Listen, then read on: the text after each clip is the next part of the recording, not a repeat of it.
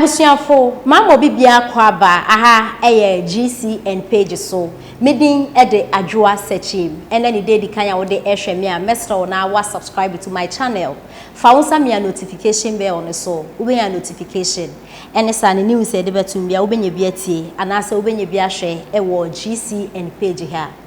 in pempi no se wo social media na se politician be a post bibi e wo Instagram page anase ni Facebook page anase media houses no a bit to say Peace FM, Oman FM, OK FM, Kingdom FM, GH1 and Adiadeno. Omo e post BB e wo mu page. Na se post no for politics ho na se e call edema NPP amayoko na. Ubehu say youth na omo e support NPP no. Oko comment section wa omo wo ho e praise e his excellency Nana Danko Akufo-Addo e na NPP amayoko no.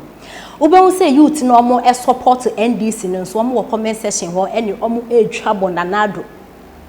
ene ade na yo enyo no omo e twabo no NPP and afen so his excellency Nana Danko Akufo-Addo na ebom say post no e call e de ema NDC amayoko na say e favor NDC amayoko na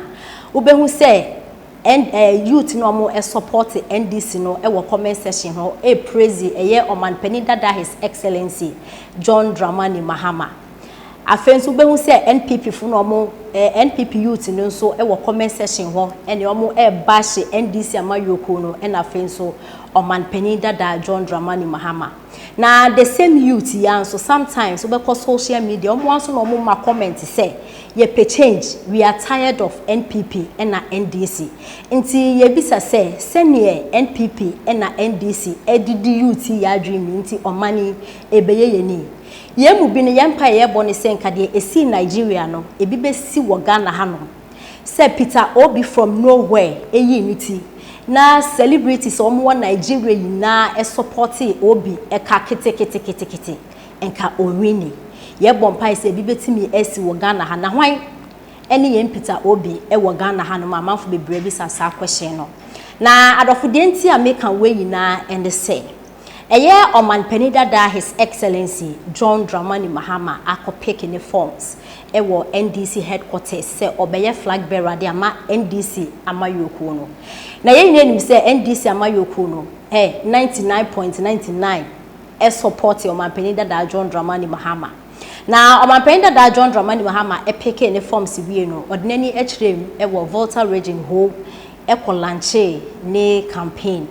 na e wo lanche na se no ensem bebre e ko so omanpenda da John Dramani Mahama de ensem bebre etudwa na ensem omanpenda da John Dramani Mahama e ka no Ghana fu bi e kire se omanpenda da John Dramani Mahama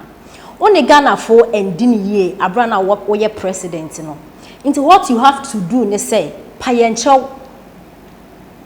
render apology to Ghanaians said the obey and 1 year ni ye name wa kwatena ase hu say you made a mistake into no ba na wa be say some mistake no mistakes are we no name no kamia kwese o mampenda da John Dramani Mahama nya confidence be to say NDC fu na supporting into oba with fovim Ghana fu bi e say enye sa na ye no e so o mampenda da John Dramani Mahama e payencho ansa na wa ba na ewo mampenda da John Dramani Mahama ni nsemu no ba kwa e call viral ano bia e kasafa ho ene se ose oba obe scrap eye S gracia no eye article 71 and article 71 nsemme wo my favor politicians no mampenda da John Dramani Mahama so oba obe scrap na fi ho na eno na dan kwaku yeboa a oye adwuma e wo Peace FM or ye sport journalist e ma comment say na omanpenda da John Dramani Mahama wo so ba wo be scrap S gracia wo be ye fi ho nenso na nse ya wa akwakwagi wo pay wo ne wo staffers wo akwagi mu pay enti ne se ya mpasa wo ba be ye fi ho a anka wo betimi akase enka ho na wo de set example se na be ya Ghana fo be mu se ampan se omanpenda da John Dramani Mahama ken obetimi aye because all kakra no ni pay wanje but when the wait me agi pay no wo staffers nso agi pay human painted da John Dramani Mahama from assemblyman to president where did the Ghana ho sa che say wo pesa wo benti wo dada ye ena ensem a wo ka ena dan kwaku ye bo e che say wo painted da John Dramani Mahama ne pay a wakoje no on return ne yehu se nani abre na omampenda da sorry dan kwaku ye bo ade ensem we betu dwa na yade agana fo bebre ama comment afa ebi mo support no ebi mo so support no na Citizen TV ewo Facebook omo de NDC ho nsem kwa no mo kana branch bi a wo ho wa be din semu se be enkwasasa no be kan no excuse my language enkwasasa me se ye kasa enkwasasa because omo ya yetini NDC NPP we are tired of them omo ino omo pebe bi nkoda na nke yenya party for frank yen hwe de omo betimi aye NPP ba no omo be kebi guma na omo ko NDC ba no omo be kebi guma na omo ko na yeti de yete na adofo yenti ensem a branch ne kan kakra na yema no ho reply na sa campaign launch mu no de tu dwa se oba obetwa ex gratia mu sa na kan enu na journalist ba ku bi a wo Peace FM or yes sports your friend Dan Kwaku Yebua sports journalist de nka politics mfa ho nka kwa me se fa kan mu na politics e fa ho ena Dan Kwaku Yebua e de betu dwa se Mahama se obetwa ex gratia mu no oba power onu mfa na ex gratias ni nyina mbra embra before what ma convince Ghana for na se President Mahama de ne ex gratias ne ba onu be ye campaign amano munim me as personal human being am gina me ne Dan Kwaku Yebua me ni problem say all kasa asem because ye wo democracy nation obi atimi kira na adwin and asema Dan Kwaku Yebua bisa President Mahama no ye the right way so bisa no but asema me bisa Dan ne say Dan uwo Ghana unko bebia unkwase asema hudu ekoso okroma uwo kroma ena John Buadu den chairman for MPP ko gina campaign platform so say omuba fa nkrofo adwuma ama ebia burusu ama yakofa nkrofo afri amanoni other countries ama oma be ya adwuma Ghana Dan Kwaku Yebua nabko 40 fi kom de omu waka ho asem adofo ye na yasuma ya tensem abranti ekan na abranti ne kasem no o kire se Dan Kwaku Yebua eye hypocrite nti ense se Ghana for etie no because o journalist on kana kware na eye omampani dada sorry his excellency na Dan Kwaku fu Dubai njuma hi na we create a job youth no enye biaye na make us abranti wuti ni ho first of all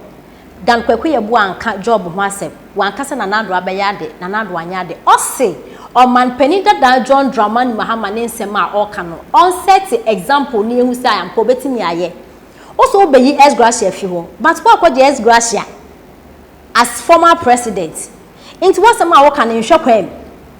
osanso ese yes midna friend is a work na Dan Kwaku Yebua ankasa NPP ayade na say NDC enyade o se ex gratia no asem no kan enso boy wo se na na do ba adwuma ben wa be create na na Dubai wa be create adwuma se ne wankasa wa ka say eye napko no na na do na sometimes Ghana for say ye di blame ne gu ne so because opinion a wankasa wo ba wo campaign messages out the ban say wo be one district one factory na den napko wo ba wo di aba fine yampa do emofra ne ye adwuma na wuti omoka but akodu ba bi na say akatua ne mma ne emofra ne complain a maybe it could be say wo di sika na aba but Ghana from penifo adwumbone ade won tunduma no omo che zoom lion kra mamefo omo so ya homache be prepare wo krom kra no omo nti omo ka minim sa ban no release sika no anase sika ne ba no omo fa ma wo odwe ho kra you can't think for wo mayimu obi ni mame asori ana pa kopra kwan ho common 200 Ghana cedis mu ntumi ntua napkoi na na do se nka wo so we gina wo nanso se wo so wo create jobs dia na nka ye hu se wani abre ba napkosi napkofu yo mu GP kakra ye kakra mu pe na mbebio e na branti ekin nti abranti be ka chosa na do ba enyenyenye kwa obeye bi because NDC for abram wa ba ma Ghana for yase ye ho kire na se no katia kacha yense ye ntumi ye ntum kokko divoa se wo refia me kai omampende da John Dramani Mahama dudum so ba ye kokan o se ye charge phone less se wo refia nti NPP na NDC for no ye hu se mo adwenye ba ko we are tired of you owi o se Ghana card na Jimensa say dey beto aba no Dan Kwaku Yebua nka ho asa branch o yare o be so o yale Ghana card ye NDC fua na mo se mana mo achidifo no enko register no na Ghana card ne ya de papa no ana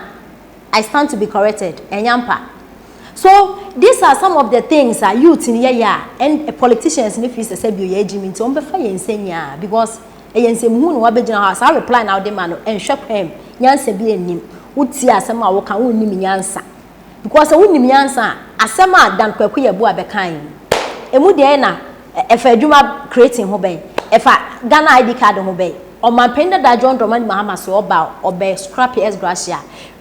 like we thank him and because idea in penifunu be your man yenko be han citizens yenso ye ho beto ye no that is what we are looking for into so man penda da so be yes gracia fi wa anka me kura anka be me de